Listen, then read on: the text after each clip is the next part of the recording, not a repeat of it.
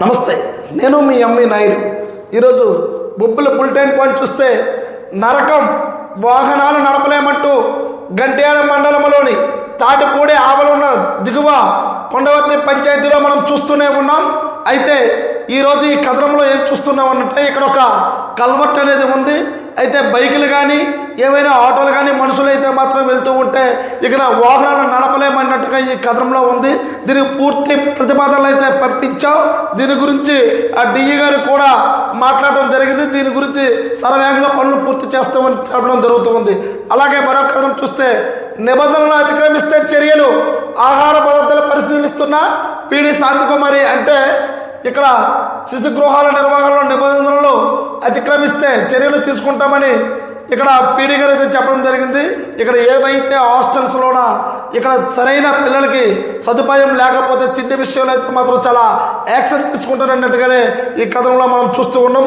అలాగే solar plant స్థలాలకు విన్నపం, కేంద్ర ప్రభుత్వ ఆదేశాల మేరకు ఉప విద్యుత్ కేంద్రాల పరిధిలో సోలార్ ప్లాంట్ల ఏర్పాట్లకు సేకరిస్తున్నట్లుగా ఆర్డీవీ సాధ్యతో మాట్లాడుతున్న ఇక్కడ ఈపీడీసీఎల్ అధికారులు కూడా మాట్లాడుతూ ఉన్నారు. అలాగే మండల రెవెన్యూ అధికారులు కూడా స్థలాలు గుర్తించి వాటికి సంబంధించిన ఏవైతే సోలార్ ప్లాంట్ అనేది ప్రతి మండలంలో కూడాను రెవెన్యూ వాళ్ళకు కూడా ఆదేశాలు ఇస్తున్నట్టు మనం చూస్తూ ఉన్నాం. అలాగే నేరాల నియంత్రణకు కృషి సిఐకు సూచనలు చేస్తున్న డిఎస్పి శ్రీనివాసరావు గారు ఇక్కడ కొత్తగా అయితే మాత్రం టౌన్ రూరల్లో అయితే మాత్రం కొత్తగా వచ్చిన సిఐ గారితో మన డిఎస్పి గారు అయితే మాట్లాడుతూ ఉన్నారు.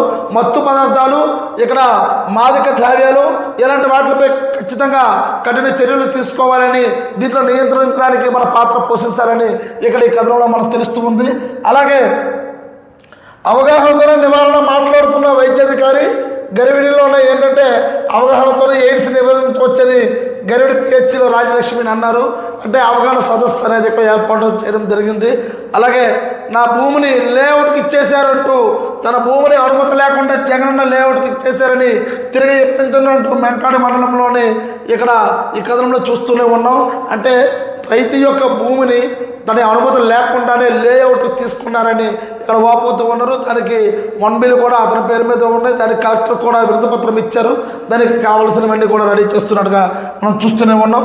అలాగే మరో బులెటిన్ పాయింట్లో చూస్తే ఇక్కడ ఎస్సీ వర్గీకరణను వ్యతిరేకించాలి అంటూ చీపురుపల్లిలో వర్గీకరణ వ్యతిరేక పోరాట సమితి సభ్యులు అందరూ కూడాను రోడ్డుపై నిరసన ర్యాలీకి వచ్చారు చీపురుపల్లిలో. అయితే అలాగే బొబ్బిలి పట్టణంలో కూడా రహదారులపై కూడా ఆందోళన చేయడం జరిగింది.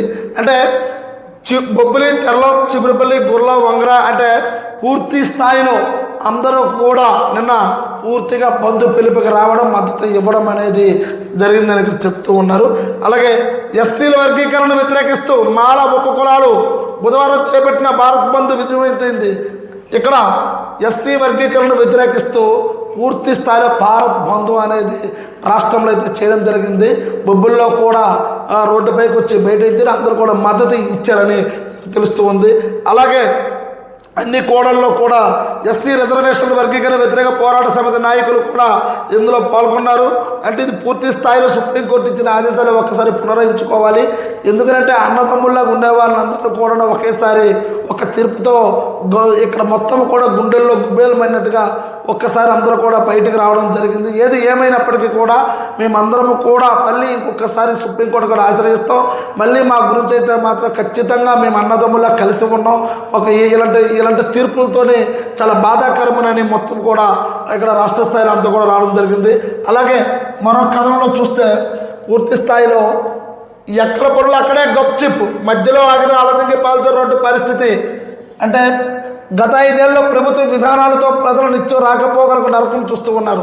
అంటే గత ప్రభుత్వంలో 5 ఏళ్ళలో పాలనలో అయితే మాత్రం పూర్తి స్థాయిలో రోడ్ల కంటూ ఒక పెద్దపీట వేయవలసిన పరిస్థితి ఉంటే దాన్ని పూర్తిగా కూడా గాలికి వదిలేశారు. అందుకే ఆర్భాటంగా రోడ్డు పనులు శంకుస్థాపనలు చేసి పాలకులు వాటిని పూర్తిగా దృష్టి పెట్టలేదు. శంకుస్థాపనలు మాత్రమే గత ప్రభుత్వంలో చేశారు, ఆర్భాటాలకు మాత్రమే వెళ్ళారు. శంకుస్థాపనలోని దశలోనే ఉండిపోయి తప్పించి ఎక్కడ కూడా పనులు అనేది ముందులకు వెళ్ళలేదని ఈ కథనంలో తెలుస్తూ ఉంది. అలాగే ఉపాధి హామీ మార్కెట్ యార్డులతో తారు రోడ్లు మంజూరు చేసి ప్యాకేజీలు వీటిని టెండర్లు పిలిచారు. చాలా చోట్ల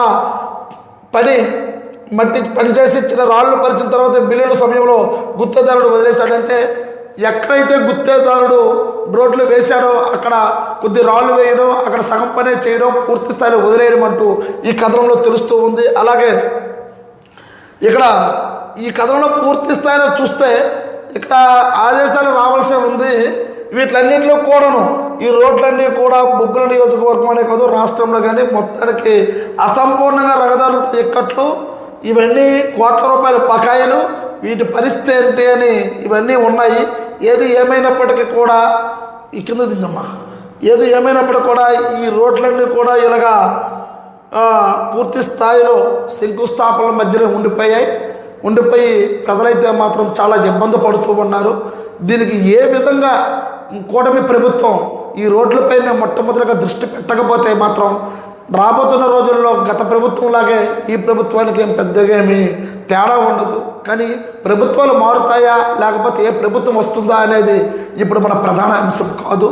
ఇప్పుడు ఉన్నది మనకు ఒకటే, ఇప్పుడు కూటమి ప్రభుత్వం. దీనికి రోడ్లు అనేవి ఎక్కడ పెడితే అక్కడ పూర్తి స్థాయిలో చెడిపోయి వాహనాలు అక్కడ తిరిగే వాళ్ళు ప్రజలు చాలా ఇబ్బందులు పడుతూ ఉన్నారు. ఇది ఖచ్చితంగా అయితే మాత్రం రాష్ట్ర ప్రభుత్వం దీని గురించి పునరాలోచన చేసుకోవాల్సిన అవసరం అయితే ఉంది. చూస్తూనే ఉన్నాడు ఎంఈ న్యూస్. నేను మీ ఎంఈ నాయుడు.